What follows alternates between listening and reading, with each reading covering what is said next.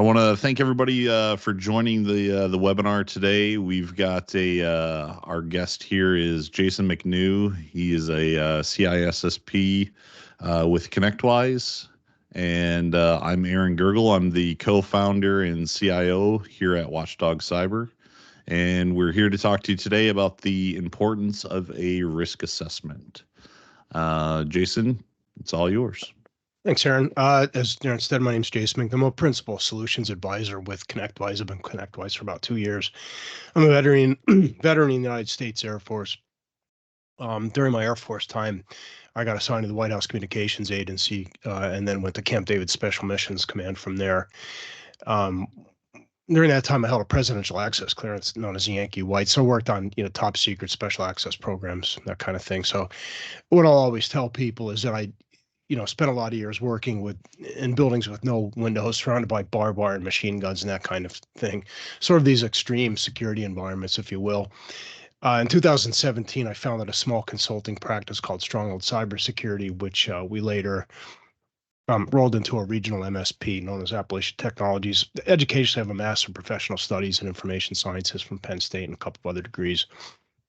My greatest passion is freedom. So, excuse me, I'm coming off of a cold, so bear with me here. 1998, don't get into strangers' cars, don't meet people from the internet. 2017, literally summon strangers from the internet to get into their car. And this sounds funny. And the reason I point this out, and I'm referring to Uber and Lyft here, of course, is that not only has technology advanced radically in the last 20 years, 30 years, even more, but our culture has changed as well. So attitudes towards privacy and security are different between different generations. I'm a Gen Xer. Some of you might be Gen Xers or Boomers or Millennials, or and I have 4 kids, and their attitudes towards privacy is very different than somebody that's a little bit older. So those advances in technology and in our culture, they have to be taken into account when you're implementing a cybersecurity program, depending on who your stakeholders are, who's your staff, who's your customers, who's your employees. They're all going to have different attitudes towards security. What is cybersecurity? And this is a CAN definition. I'm going to go ahead and read this. Cybersecurity is the body of technologies, processes, and practices designed to protect computers, handheld and other internet-connected devices, networks, programs, and data from attack, damage, or unauthorized access. Okay, and if you get certified or you're taking courses on cybersecurity, you might have to memorize something like that. But cybersecurity is the business of managing risk, and cybersecurity only makes sense to the extent that we could reduce business risk in a way that we could measure, or that we could save money in a way that we could measure. And all this is very mature and done with rather scientifically and academically. We don't want to be in the business of just installing boxes with blinking lights and having policies and procedures and hiring people for the sake of it. We need to make sure that we could measure the ROI, the return on investment from these investments that we're making in security.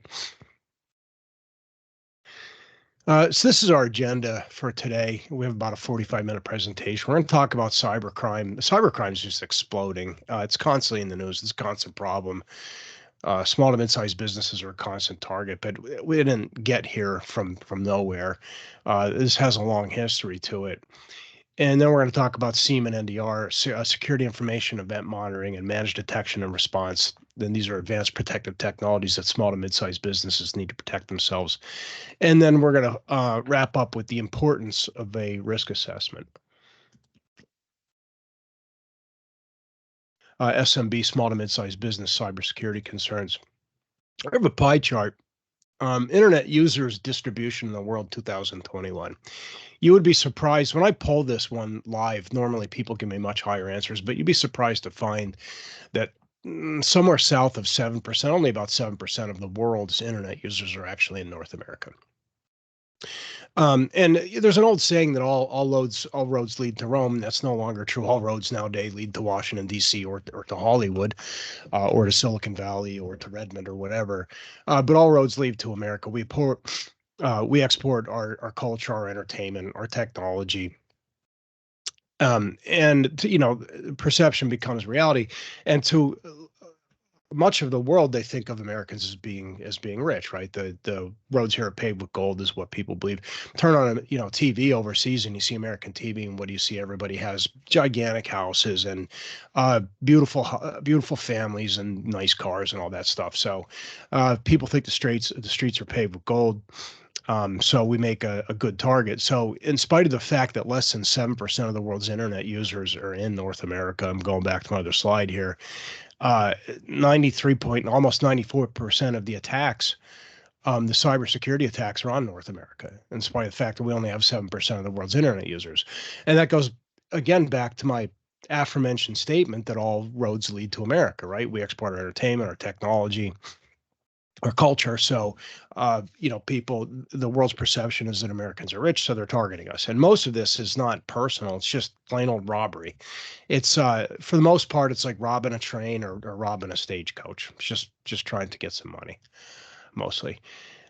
Remember when? So this is a map of East versus West, right? How many Cold Warriors do we have listening here? As I mentioned before, I'm a Gen Xer, and the reason I bring this up, things have changed so much in the last 30 or 40 years. Remember turning on the news and you would see people crawling over the wall out of East Germany and into West Germany. That world is no longer like that. But it's had some long lasting effects. And for all of its other failings, and there are a lot of them, the communist bloc actually, their STEM education was really good and is really good. The remnants of the bloc, whether it's Eastern Europe or whether it's Russia, Romania, Poland, for example, these countries all have very good STEM and public STEM education, what we now call STEM. We didn't call it STEM then, but science, technology, engineering, and math. And kids in their public schools over there, they tend to be taking trigonometry and advanced mathematics 2 to 3 years earlier than our kids do here. And we recently, we have a new colleague that was in the marketing team at ConnectWise, and I want to say that she was from Romania, and she moved to New Jersey, and she was surprised that her kids were now taking math that they'd taken in Romania 2 or 3 years ago. So again, like I said, for all of their other failings, I mean, the Soviets, they did put a man in space in 1959. There's the Moscow Institute of Heat, which is one of the greatest technological institutes in the world. And there are others throughout Eastern Europe and China. There are some really great schools with highly educated people, and there's a lack of economic opportunity. So some people are resorting to organized crime, cybercrime. SMB, small to mid-sized businesses, are targets. 65% of hackers' victims are small to mid-sized businesses, SMBs. And the reason for that is because they know that small to mid-sized businesses tend not to be as well protected as enterprise. Most of you listening, I'm sure that you are not, like Lockheed Martin or Boeing or Microsoft or, even ConnectWise. They're going to have all of these advanced protective technologies in place. They have mature cybersecurity programs. They have SIEM, EDR, MDR, encryption backups, and all these other things that small to mid-sized businesses don't. And that's why they get targeted, because it's an easy payday. And again, going back to my earlier analogy, it's just like robbing a stagecoach or robbing a train. If you're going to pick a stagecoach to rob, you're going to probably pick one that is not well defended versus one that has 5 guns on it. 66% of SMBs have not identified and documented cybersecurity threats. And look at the bottom here. It says based on anonymous data from over 1,000 risk assessments. And I've personally done dozens, at least, of risk assessments on small businesses when I was working with Defense Industrial Base. And I see statistics like this all the time, and I don't always agree with them, but I would say these are probably pretty accurate. These reflect my own findings from having worked with small businesses, which is why I chose to include this slide. 30% of SMBs don't have a recovery plan. It's probably higher than that. It's getting better, but by a recovery plan, a disaster recovery plan, incident response plan, business continuity disaster recovery plan, those sorts of disaster plans. And there's various disasters that can impact a small business, not just cybersecurity, depending on where you are, what you do, and who you do it for. Maybe you're in a seismic zone, or you're someplace where wildfires are a concern, or maybe you're in an urban area, or you might be worried about some type of, violence or something like that. There's all kinds of things that can affect a small to mid-sized business. But the problem is that a cybersecurity ransomware attack or another type of attack can put a small business out of business, drive them into bankruptcy just as quickly as a fire or a flood could. About half of SMBs have not informed and trained users at all. And there's a lot of cybersecurity training that's available on the market now that is uh, inexpensive and easy to get. So who exactly is perpetrating this? Organized crime mostly. And from a certain point of view, I guess maybe in a way it's a little bit of an improvement because at least it's less violent than it used to be. Organized crime has always been around, and yeah, there's songs written about Atlantic City and those kinds of. It's you don't really run across the leg breaking and extortion so much anymore. It tends to be a little bit less violent, so that's an improvement in a way. Organized crime has become somewhat less violent because they could steal money without hurting people.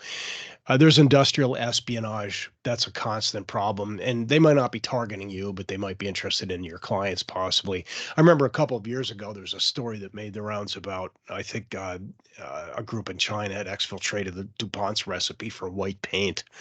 So, I mean, they'll steal pretty much anything. Malicious insiders, those are the most insidious and the most dangerous of threats. And when I worked at the White House Communications Agency and I was in the military, that was something that we thought about a lot, insider threats, spies.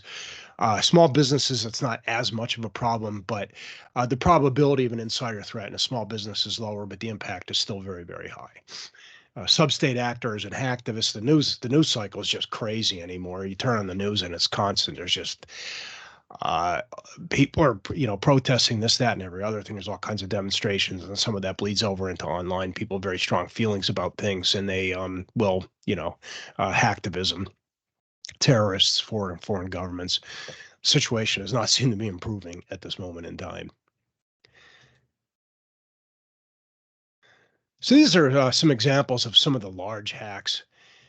And these ones aren't even necessarily my favorites. Probably some of my favorites were not my favorites, but the ones that really were just unbelievable were, breaking into SolarWinds and RSA. These big companies are all ending up in the news all the time, whether it's, Target or Wendy's or Equifax. That was a big one. eBay, British Airways. So SMBs aren't normally the targets of advanced persistent threats, but that does happen at times. And the bottom line is, if an APT, an advanced persistent threat that's part of the People's Liberation Army in China, is given 6 months to break into a company, and they have X amount of bodies and some kind of budget, they're going to do it eventually. APTs don't normally target small businesses, but sometimes they do, depending on who your clients are.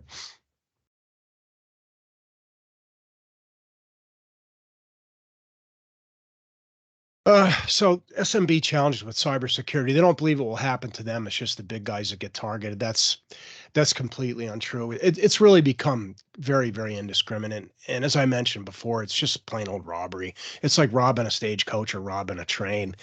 And mostly they're just trying to make money. So it's completely, they're just unscrupulous. And the analogy I like to make here is, imagine a blue whale swimming the ocean and just vacuuming up krill. You're the krill. If they're not interested in you, they'll just spit you out. But otherwise, they're going to eat you like a blue whale, like blue whales eating krill. It's expensive. They expect personal devices and lower expense budget to cover basic security needs. Cybersecurity is expensive. It's not easy and it's not cheap. And a correct cybersecurity program, which results from a cybersecurity assessment, which is what we're here to talk about today, ultimately will result in people, process, and policies and procedures being implemented in exactly the right way, in such a way, in just the right amount, so as to reduce your IT-borne business risk, your cybersecurity risk, in a way that makes sense, that aligns with our business objectives and our budget. Small businesses want flexibility to use free or inexpensive and unrestricted resources. There's all kinds of free stuff online. But the old saying goes that when the product is free, that the product is really you. So keep that in mind. Anything that's free is not going to guarantee protecting your PII or PHI or your trade secrets or any of that stuff.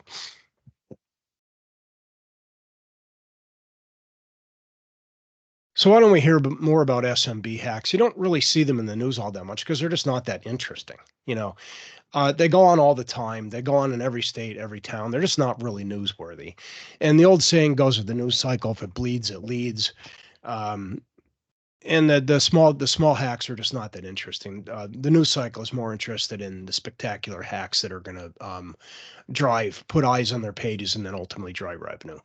So they're just not newsworthy. Very embarrassing to admit that you've been hacked. Obviously, it's embarrassing. Not every business is going to have reporting requirements. Some do. It depends again on what you do, where you are, what you do, and then who you do it for. You might be in some type of a business vertical, whether it's finance or medical, where there's reporting requirements. But a lot of small businesses don't have any reporting requirements, so they might choose not to report it. Bad PR, bad press release, public relations. You really don't want people knowing that this has happened, but there's going to be times where you have to disclose that. Sometimes the old saying, honesty is the best policy. And many times that's going to be the case with this. And we've seen some cases of large companies completely bungling this when they were hacked and then they tried to hide it and they tried to cover it up and they tried to kick the can down the road and they were trying to obfuscate the truth. And ultimately, we find that hurts the victim more than it helps them by being dishonest. And that's why, as part of your incident response plan, you should have a communications plan to communicate things to stakeholders, whether they are going to be your employees, your your vendors, your customers, or whomever. But it's important to have a communications plan so that you know who is authorized to communicate on behalf of your business when something happens. It's legal and other consequences, fines, lawsuits, legal fees. There's all kinds of nasty stuff that can happen. But the objective here is to keep this from happening to you, which is, again, why we want to start with an assessment. And we're going to talk about some of the technologies that we can use to mitigate this. Here I have a slide on the Verizon, the 2023 data breach investigation report. And Verizon puts this out every single year since 2008 now. So it's been a number of years. And the cybersecurity community kind of waits for this thing. It's a big effort between a bunch of organizations. It's usually 110, 120 pages, something like that. And according to Verizon, there's three key paths leading to the compromise of your estate: credentials, phishing, and exploit vulnerabilities. And having done penetration testing and white hat hacking, I would agree with that. I would say that's accurate. Credentials, usernames, and passwords are easy to steal. There's a bunch of different ways, variety of technical means: social engineering, phishing, brute force attacks, rainbow tables. There's a bunch of different ways that we could compromise usernames and passwords, which is why it's so important to have multi-factor authentication, and we'll get into that in a minute. Phishing, the reason that threat actors phish is because it works. This is simply the law of averages. I would bet that everybody that's watching this or listening to this gets junk mail in your mailbox, snail mail, that comes from marketing companies. And the reason they do that is because it works, law of averages. If you send out a million of these things, maybe 30,000 people take a look at it. 3,000 people might save it. You might have some percentage of conversions or something like that. And phishing is exactly the same way. It's cheap, it's easy, it's reliable, it's low risk. And we know that if you send out a million phishing emails with a good enough payload, that there's going to be some return on investment, that it's going to work. So law of averages, it works. That's why they continue to do it. Last time I checked, I think something like 94% of the email that's traversing the globe on a daily basis is spam or garbage. Or is it 84%? Most of a lot of it is getting filtered out, but it's still extremely pervasive and it's a big problem. And excuse me, I apologize. I'm coming off a cold here, so I'm drinking a lot of water and I'm a little bit hoarse. Exploit vulnerabilities. When we say exploit vulnerabilities, people tend to think of a malicious payload, or a worm or a virus or a Trojan. They wouldn't be wrong to think that, but that also would include calling up humans, social engineering, contacting humans to trick them into making poor decisions which benefit hackers. No organization is safe without a plan to handle all of these. You need to have a plan. You need to have an assessment done. You need to have a plan to deal with some type of an incident, because it's not if, it's when. And operating any information system, whatever it is, 24/7, 365, which is what we tend to do. Everyone tends to do. It's exactly like buying a house on the coast of Florida. You know what's going to happen eventually. You're going to have a storm that's going to come in, an incident, and hopefully it will be a tropical storm or a Cat 1 or at most a Cat 3, but it could be a Cat 4 or Cat 5. That could happen. There's going to be storm eventually. Last year, a really nasty one rolled over Fort Myers and basically destroyed half of that town. That's what operating an information system is like. It's going to happen eventually. It's just a matter of when and how bad it's going to be. But there's a lot that we could do in advance of this to reduce both the probability and the impact of an incident having a major effect on us. These are some threat security concepts from the threat report that I think are important. And if I was teaching this at a university, I would go over these assets or anything that have value in a company that need to be protected. And it's not just information. It could be information systems or people or buildings or tools or equipment. So when it comes to your overarching BCDR, business continuity disaster recovery plan, which your cybersecurity plan is going to be a part of, assets really include anything that have value. Threats are anything that has the potential to damage an asset, and threats fall into two basic categories, natural and man-made.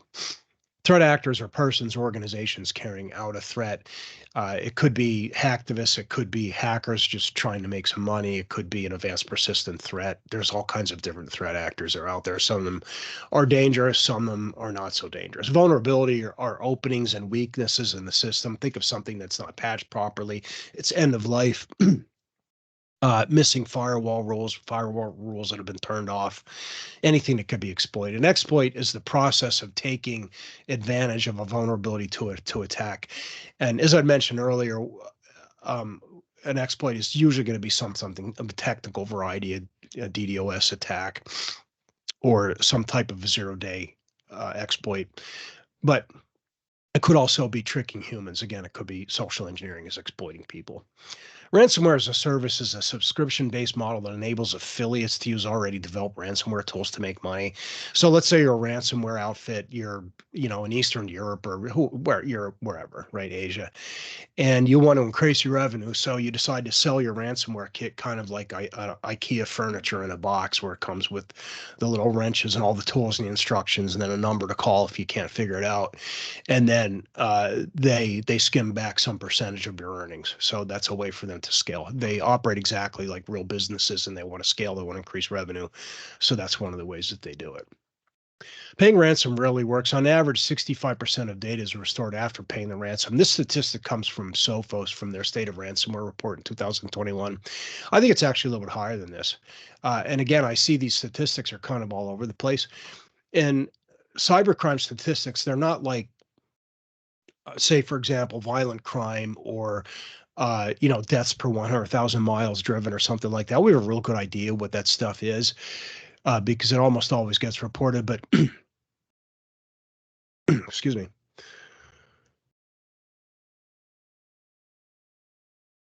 Again, I apologize. Um, but not these threat actors. They're very good about protecting their business models. They are trying to make money. They are very capitalistic, so to speak.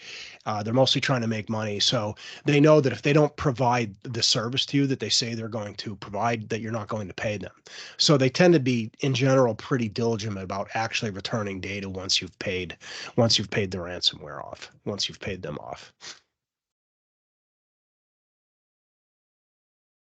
We're only human. A person is involved at the center of most security events. 82% of breaches are resolved from human elements. I would say that's probably accurate. These statistics tend to be all over the place. And from having done penetration testing, what we would find is that many times we couldn't get through the technology, couldn't get through the firewalls or the VPN or internet exposed web server. So then we move on to social engineering, phishing, making phone calls in order to trick humans into letting us in. 66% of breaches involve phishing or stolen credentials. As I'd mentioned earlier, stealing usernames and passwords is an easy thing to do. There's a variety of technical ways to do that. 2.9% of employees may click on phishing emails. Should probably say will click on phishing emails. It's law of averages. That's a pretty solid percentage. If you send out a million of these things or a million phishing emails, you're going to get a certain amount of people that are going to click on them, pretty much guaranteed. That's just what happens. Now, all that said, we've talked about a lot of kind of scary stuff so far. Small to mid-sized businesses can significantly reduce your attack surface. There's a number of things that you could do. And, cybersecurity, to me, I think it's a lot like, it's kind of like health and fitness. There's certain things that you could do that would have a massive impact on having a better outcome with not a whole lot of effort. Say you wanted to improve your health and you just cut sugar out of your diet, for instance. Maybe that's harder than it sounds. But it's something that you could do that has a massive impact, or just moving for 5 minutes a day or 10 minutes a day or walking a mile a day or something like that. But adopt email filters and provide user training to combat phishing attacks. This has a huge impact on the probability and the impact of a cybersecurity attack. And when we say email filters, what we mean is let's say that Bob is sending an email to Alice, right? I don't want the email going directly from bob.com to alice.com. I want it going from Bob's domain to an intermediate warehouse where that email is going to be scanned, cross-referenced, looked at databases, and then we can determine if it's malicious or not, and then let it go. And Watchdog Cyber is going to have all kinds of options available to you for email filtering. There's a bunch of different ways to do it. But sending email directly from one domain to another is it's just not safe. It's inherently not safe. Practice good password hygiene. This one's been beaten into the ground so much at this point. I could talk about password hygiene for half an hour easily, but I think it's at this point kind of like telling people to brush their teeth and wash their hands. I think everybody knows you need to do this. It's just a matter of actually doing it. Use multi-factor authentication everywhere, MFA. Multi-factor authentication, there are so many different ways to do this now. There's so many operators on the market that the price of it has come way down, the complexity has come way down. And really anything that has a username and password where it's practical, we like to see multi-factor authentication put into that, put on that as first line of defense. Most data thieves are organized professional criminals deliberately trying to steal information that can turn into financial gain. I tend to get ahead of myself in my slides, but as I mentioned earlier, most of this is just plain old robbery. It's like robbing a stagecoach or robbing a train. And don't underestimate them either. The level of sophistication of these organizations, they look, smell, taste, act, and operate exactly like a real business. They have engineers, they have financial targets, they have square footage, they have help desk people, they have managers, they have all that stuff. It's just what they're doing is immoral or unethical, and it might not even necessarily be illegal where they are either.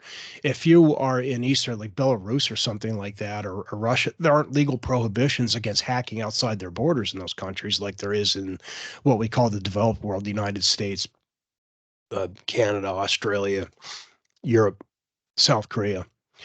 In those places, as far as I know, it's hacking is illegal, period. But if you're, a ransomware shop in Belarus and you're targeting Europeans, the Belarusian authorities aren't going to do anything about that. They have enough other problems. So as I said before, what they're doing is definitely immoral and it's definitely unethical, and it might not even be illegal where they're doing. So it's low risk to them. So of course they're going to do it. And they rationalize it by, well, you're rich anyway. Stealing a few bucks from you, it's not going to hurt you. But they don't know the truth under that. 35% of ransomware incidents involve the use of email with links to droppers or attachment, again, because that works. Look at the second bullet here, though. 40% of ransomware incidents involve RDP, remote desktop sharing software.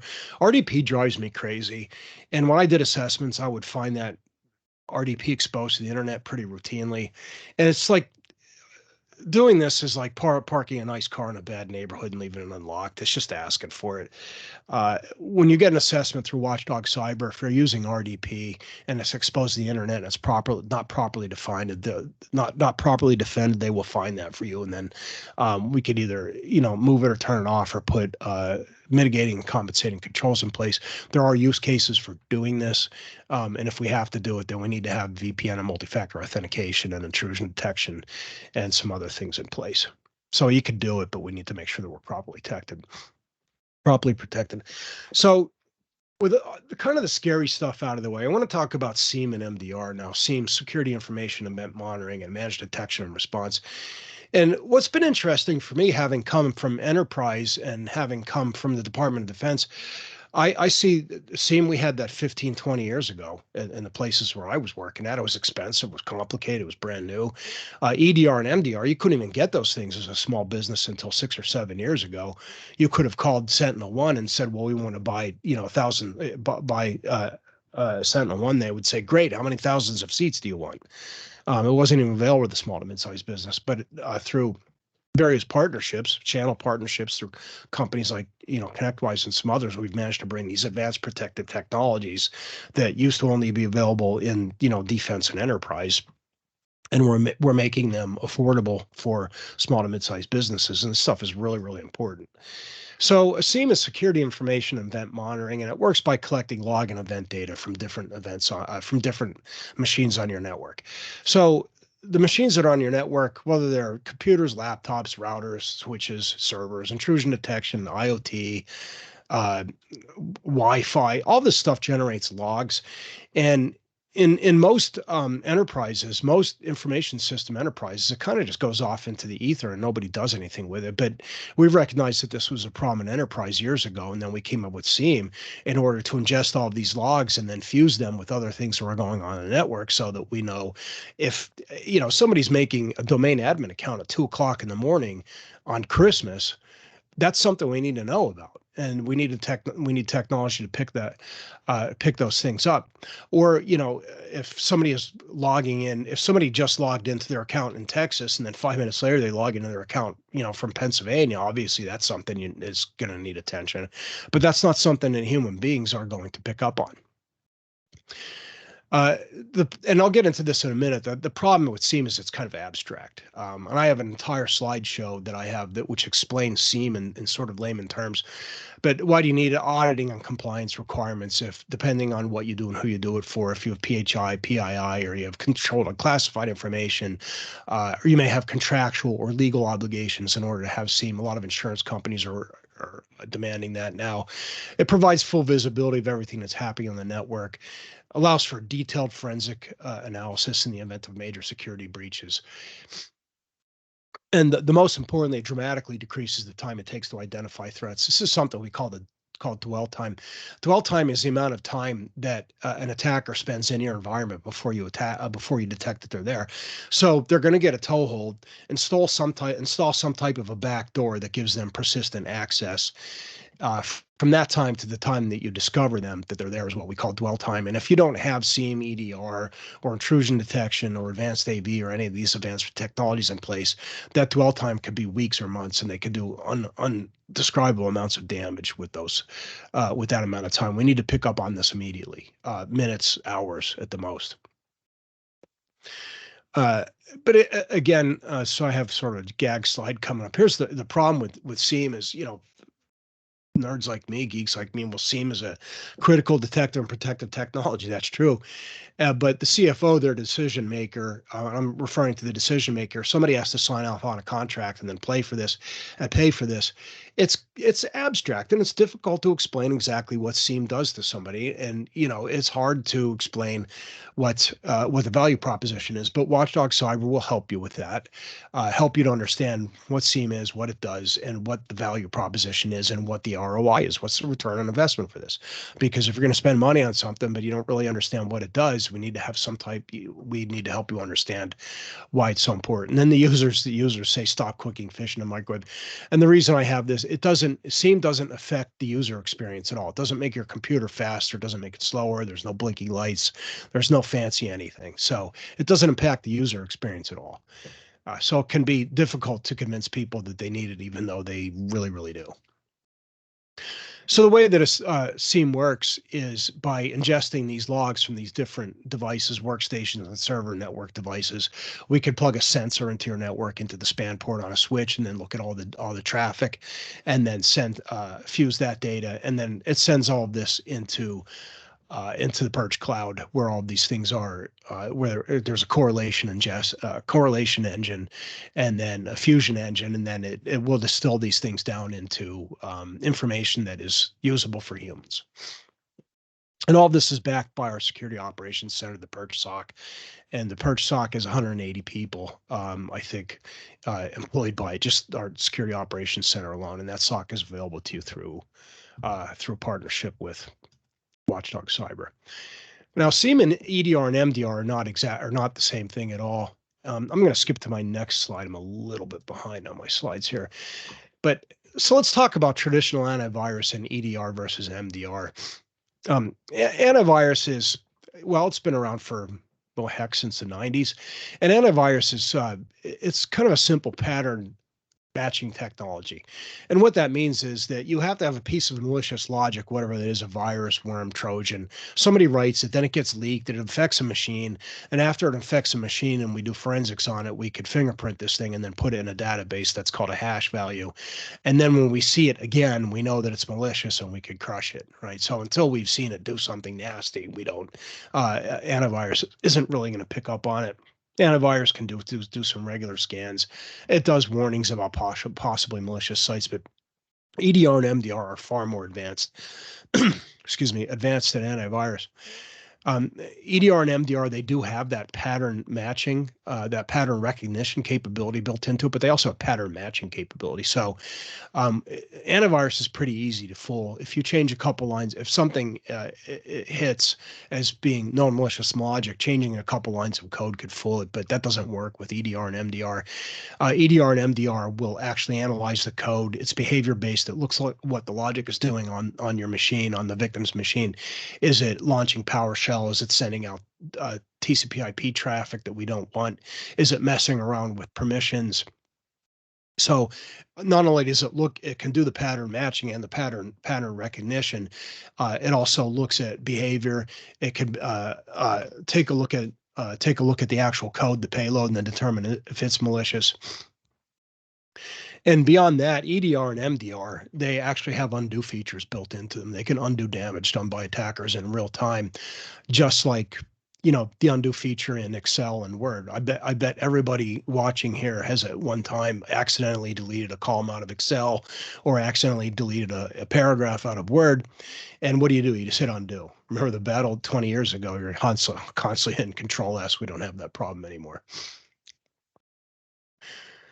But before we start talking about assessments, and this is an engineering level slide that talks about some of the stuff that EDR can do, real-time file analysis, remediation. Again, I mentioned it has a cleanup feature built into it. But my favorite analogy, the difference between AV antivirus, traditional antivirus, and EDR is kind of like the difference between an older car that just has seatbelts and has crumple zones in it, and I'm a car nerd, versus a newer car that has lane keep assist and automatic braking. And a new car, if you're not paying attention and a kid runs out in front of you, a car could stop itself. An old car can't do that. And old school antivirus really just isn't anywhere near as sophisticated as EDR and MDR. Could actually detect and then thwart and then walk back the impact of an attack in real time while it's happening, not after the fact. So what happens when we pair SIEM and EDR MDR together? Then we get something that's kind of like an AWAC plane. You may have seen this thing in the news. This is a Boeing E3 Sentry. It's based on the Boeing 707 airliner. It's known as Airborne Warning and Control System. So this thing flies over the battlefield. And it's looking at troops, tanks, ships, missiles. And it could take all this data, these different things that are going on. And, if just troops are moving or just missiles are moving, we might not be that worried about that. But if you have troops and tanks and missiles moving all at the same time and they're moving in certain directions, well, that's something that a battlefield commander needs to know about. And when we have our same security information event monitoring, and we have our EDR and MDR endpoint detection response, our next generation AV, and then we pair that stuff with our security operations center that's available to you through Watchdog Cyber. Then we get a situation that's more like this, something that can notify battlefield commanders or technicians, so to speak, in real time that there's something that needs a human's attention right now. And that's really, really important. So now that I've talked about the threat landscape and then some of the technology that's available for mitigation, I'm going to talk about security and risk assessments, because you just don't know what you don't know. And a security and risk assessment is the first step on your cybersecurity journey. And Watchdog Cyber, when we close up here, they have an offer that they are offering to people that are listening here to get you into a risk assessment. So these are the components of a well-designed cybersecurity solution for your business. And at ConnectWise or Watchdog Cyber or big enterprise places where I came from, we have all of these things: mobile device security, backup, dark web research, SIEM and log management, multi-factor authentication, firewall. This is what we call defense in depth. And the idea here is that if any one of these layers fails to do its job at any given time, that one of the other layers will fill in so that we don't have a fantastic breach. But the first step on our way to all of this is the security assessment. There's the old saying, Confucius said that the journey of a million miles begins with the first step. And cybersecurity isn't a million miles, but you get the point. But the first step on your cybersecurity journey is going to be the security assessment, because you just don't know what you don't know. We don't know where your risks are today. So for the cybersecurity assessment, I'm going to use, I love my analogies. We're going to use a house as an analogy. And I'm using a house because everybody lives in a house or an apartment, or at least I hope you do. So let's say we want to protect our house. The first thing we're going to do is we're going to identify, well, what is it we want to protect? Family and pets, right? They're our crown jewels, our loved ones. Those are the things we care about most. Collectibles, grandpa's watch, grandma's ring, documents and valuables, insurance policies, birth certificates, electronics, and computers. These things, phones are like $1,200. If my house was burning down, I would probably grab that on the way out.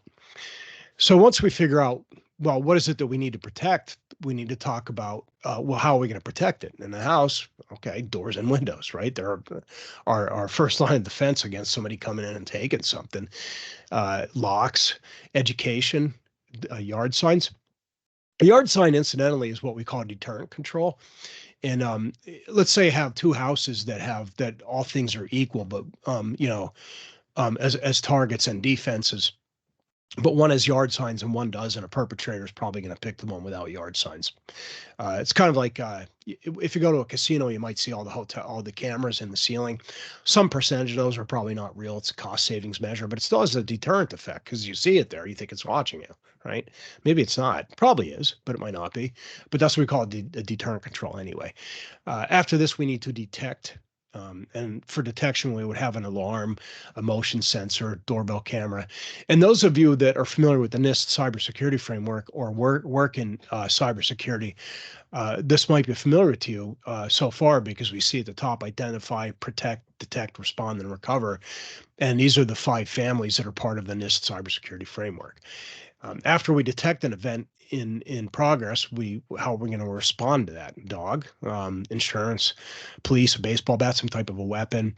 And a dog, incidentally, is something that covers, it can protect, detect, and respond, right? And as with technology, there's technology that can also protect, detect, and respond. So it's not just one piece of technology that covers one function here. And again, these identify, protect, detect, respond, and recover, these are the 5 functions in the NIST cybersecurity framework. We're not making all this up. We work mainly off the NIST cybersecurity framework, and it's kind of like the National Electric Code, which most people are familiar with in passing, because if you've been in a commercial or residential building, you know that you have outlets every 6 feet, and you have 15 certain gauges of wire for certain amperages. All that stuff is governed by the National Electric Code, so that's for fire, life safety, so buildings don't burn down. And in cybersecurity, we have the NIST cybersecurity framework. The CSF has the 5 functions, and it's 23 families. There's 108 controls the last time I checked, and those 108 controls are the interpretation of those happens from NIST 800-53, which is another 500 pages. So all of this comes from very mature, well-defined framework. We're not just making any of this up. And after we've identified, protect, detected, and respond, then we have the recover piece. But in this case, we're talking about a cybersecurity incident as opposed to a home invasion or a robbery. So for recovery, we need a cyber incident response plan. We're going to declare an incident, pull out the cyber incident response plan, and then we have something to go by versus just, we do not want to be doing these things on an ad hoc basis. Please do not wait until you have an incident in order to come up with an incident response plan. Going back to my analogy before with buying a house on the coast of Florida, if you did that, you would have plywood to keep in the basement to put over the windows. We would have water, probably meals ready to eat, MREs, candles, first aid kit. That's all kind of an incident response plan in a way. And we need to have the same thing for business continuity and cybersecurity. Backup systems, insurance if everything else fails, and hopefully insurance will pay out, emergency equipment. These are all parts of recovery. So all of these things together, this is what we call the right cybersecurity, and having an assessment done with Watchdog Cyber, they're going to determine how mature you are or not in each one of these 5 functions. Well, identify, protect, detect, respond, and recovery. And then they will make recommendations based on the NIST cybersecurity framework as to what you could do to reduce your IT-borne business risk a lot right now. And again, it could be things if they find RDP exposed to the internet, or if you don't have multi-factor authentication. Oftentimes there's things that we can do quickly and easily that will reduce the risk a lot before we start talking about anything that even costs any kind of real money. And with that, I am right at about 46 minutes. We'll go to Q&A if anybody has any questions, and we'll hand over to Watchdog Cyber, and they can talk about the assessment that they will be offering. Awesome work, Jason. Yeah, we do have a couple questions that came in throughout. So first question is, are AI and automated threats going to be a greater threat in 2024 versus 2023? And are risk assessments keeping up with this kind of security challenge? Yes, and yes. The threat actors are paying attention to what defenders like myself are doing. And the threat actors, as I mentioned before, mainly they're just in business to make money. And if they could use AI to make more money easier, they're going to do it. And I think probably the most common use case I see for it at this point is making phishing emails more believable, because most of them are written by people that are ESL, English as a second language, when you're targeting English speakers, and you can pick up on that stuff. But it's going to be, AI is going to be a double-edged sword. It's going to help both the attackers and the defenders at the same time, but don't stay behind the curve with it. And the various vendors, including ConnectWise, are leveraging AI in order to help us with our defenses. We're paying attention to what the threat actors are doing. So the answer to that is yes, and yes. Yes, it's going to be a bigger problem last year than it was the year before. And yes, there are technology coming down the pike to help you with that. Yeah, and the only thing I'll add to that is, it's not something to just think about for the business, is to think about for yourself personally as well. Oh yeah, definitely. There's been enough reports now about deep fakes and people receiving phone calls that sound like loved ones that are in trouble and asking for money, and so just always be vigilant, right? Always question everything at this point. Second question, Jason, is, are there security threats that are uniquely target SMBs compared to larger organizations that SMBs should maybe focus a little more on?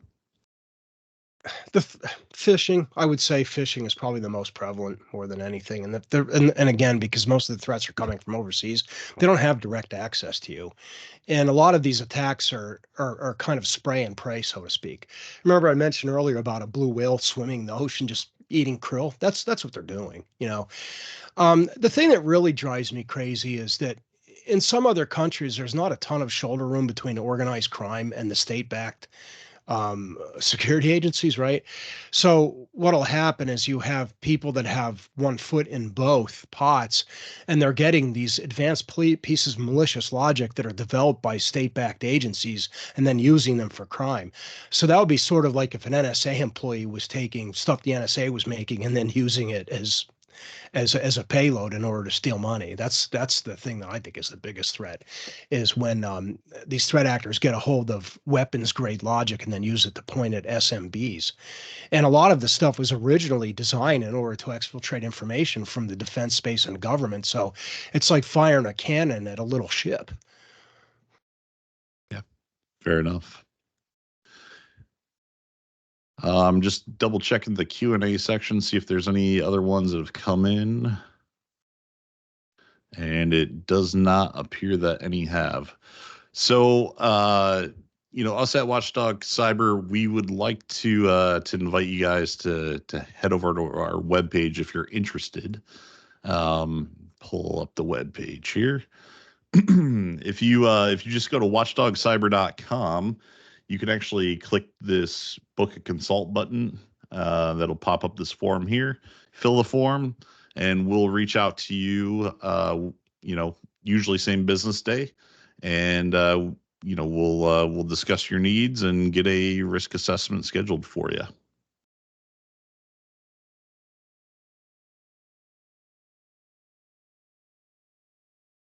And with that, we'll open it up real quick again. If there's any additional questions, just drop it in the Q&A section. And if not, thanks everyone for attending, and we will catch up with you all soon. Thanks for having me, Aaron. Thank you. All right, bye now. All right.